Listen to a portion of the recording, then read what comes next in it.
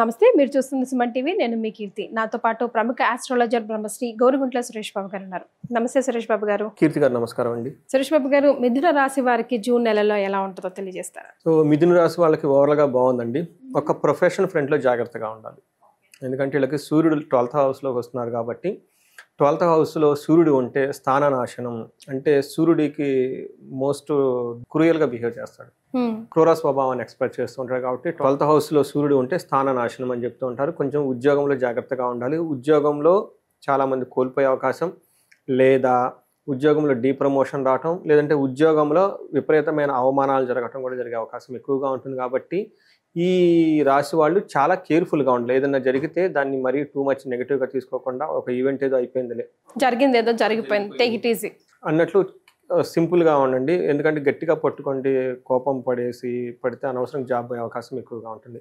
ఈ ఒక్క విషయమే జాగ్రత్త, మిగతా అంతా బాగుంది. ఓకే, సో ఇన్ డెప్త్ గా డీటెయిల్ చూద్దాం. అంటే ఇలా చెప్తే జనాలకు నచ్చదు కదా, ఇంకొంచెం ఎలా నిజమా అనుకుంటా. మరే అయితే మనకి మృగశిర 3-4 పాదాలు, ఆరుద్ర 1-2-3-4 పాదాలు, పునర్వసు 1-2-3 పాదాలు అంతా మనకి మిథున రాశిలో ఉంటాయి. మనకి పేరు బలం ప్రకారం కనుక చూసుకుంటే కా, కీ, కు, కం, చా, కే, కో, హా అన్న పేర్లంతా కూడా మనకి మిథున రాశిలో ఉంటాయి. గ్రహస్థితి కనుక చూసుకుంటే ఇదే మిథున రాశిలోకి సూర్యుడి సంచారం ఉందండి జూన్ 15న. దానికి ముందు వీళ్ళకి వృషభ రాశిలో ఉంటారు. ఈ పొజిషన్ మిథున రాశి వాళ్ళకి మంచిది కాదు. జాబ్లో ప్రాబ్లం ఉంటుంది, కొంచెం జాగ్రత్తగా ఉండాలి. బుధుని సంచారం అగైన్ మిథున రాశిలో ఉంటున్నారు, ఇది మంచిది, బుధుడు కాపాడుతాడు. శుక్రుడు సంచారం మీనంలో ఉన్నారు.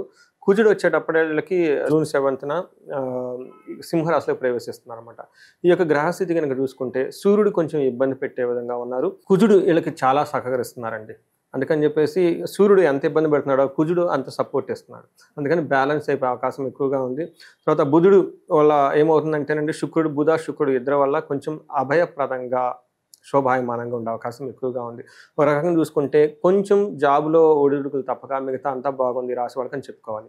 సూర్యుడు 1st హౌస్లో ఉంటే ఏమవుతుంది, 7th హౌస్ని చూస్తూ ఉండటం వల్ల వీళ్ళకి దేహాతి సతతం సంతాపకాలతిక్రమణ భోజనం బంధుమిత్ర సుహృద్వేష అని చెప్తారు. అంటే బంధువులతోటి మిత్రులతోటి వృధాగా వీళ్ళే గొడవ పడుతూ ఉంటారు.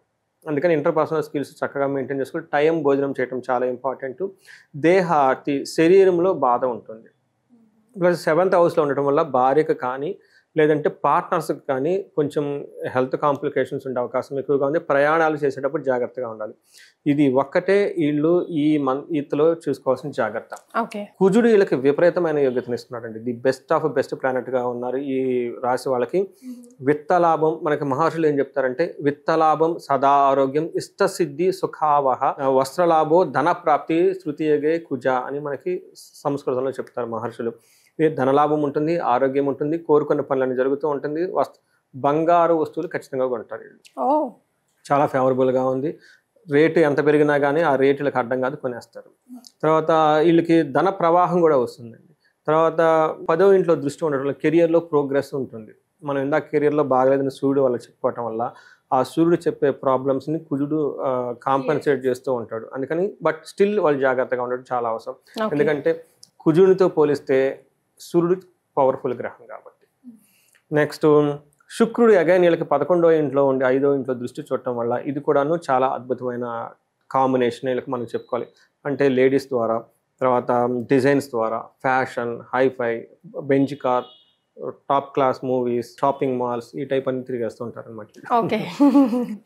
వీళ్ళకి ఏముంటుందంటే పుష్టిం కాంతిం తదా కీర్తి ఇష్టసిద్ధి కార్యసాధనం క్షీరాన్న భోజనం కుర్యా చుక్రే ఏకాదశే ఫలం అని చెప్తుంటారు అనమాట. అంటే శారీరకంగా చాలా పుష్టిగా ఉంటారు, కాంతిగా ఉంటారు, అనుకున్న పనులను సేవించుకుంటూ ఉంటారు, మంచి భోజనం చేస్తారు, ఫంక్షన్లు అటెండ్ అవుతూ ఉంటారు.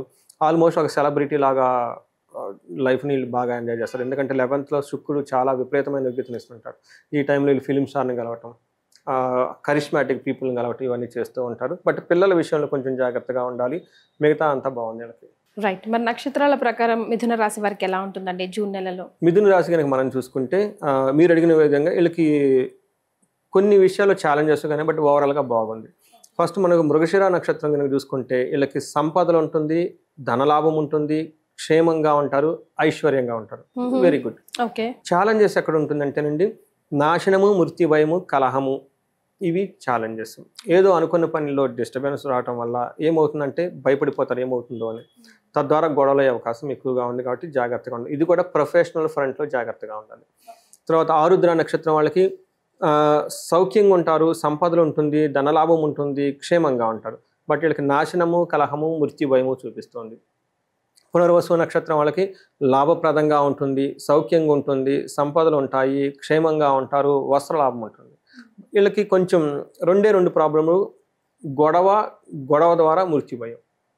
ఈ విషయాన్ని కొంచెం జాగ్రత్తగా పెట్టుకుంటే మిగతా అన్ని విషయాలు చాలా బాగుందని మనం చెప్పుకోవచ్చు. ఆరుద్ర నక్షత్రం వాళ్ళకి సుఖనాశనం అంటే ఇంట్లో వాళ్ళ కారు కానివ్వండి, రిఫ్రిజిరేటర్ కానివ్వండి, వాళ్ళు కంఫర్టబుల్ లగ్జరీగా ఫీల్ అయ్యే విషయంలో కొంచెము అవి అన్కంఫర్టబుల్ ఫీల్ అయిపోయే అవకాశం ఎక్కువగా ఉంటుంది. మృగశిర ఆరుద్ర నక్షత్రం వాళ్ళకి సూర్యుని యొక్క సంచారం వాళ్ళ సొంత ఓన్ నక్షత్రంలో ఉండటం వల్ల వీళ్ళకి మనకి శాస్త్రంలో ఏం చెప్తారంటే సూర్యుడు ఏ నక్షత్రంలో ఉంటే ఆ నక్షత్రం వాళ్ళకి ఎదుగుదల ఉండదు. ఆ నక్షత్రం యొక్క ఇంపాక్ట్ పడిపోయి వాళ్ళకి హెల్త్ కాంప్లికేషన్స్ ఉంటాయి. పర్టికులర్గా heart related, chest related problems కేర్ఫుల్గా ఉండడం చాలా ఇంపార్టెంట్.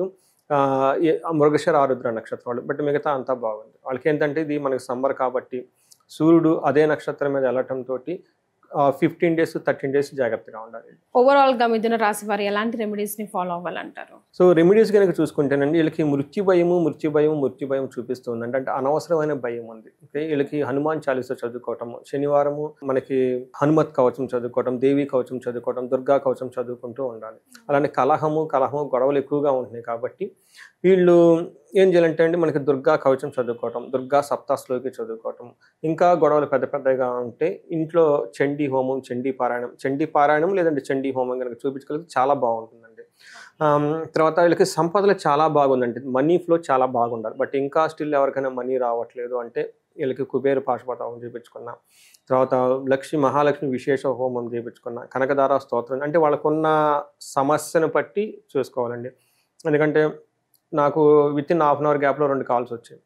ఒకళ్ళేమో బిజినెస్లో లాస్ అయ్యి 2-3 కోట్లు పోగొట్టుకున్నామండి, 4-4.5 కోట్లు పోగొట్టుకున్నామని చెప్తారు.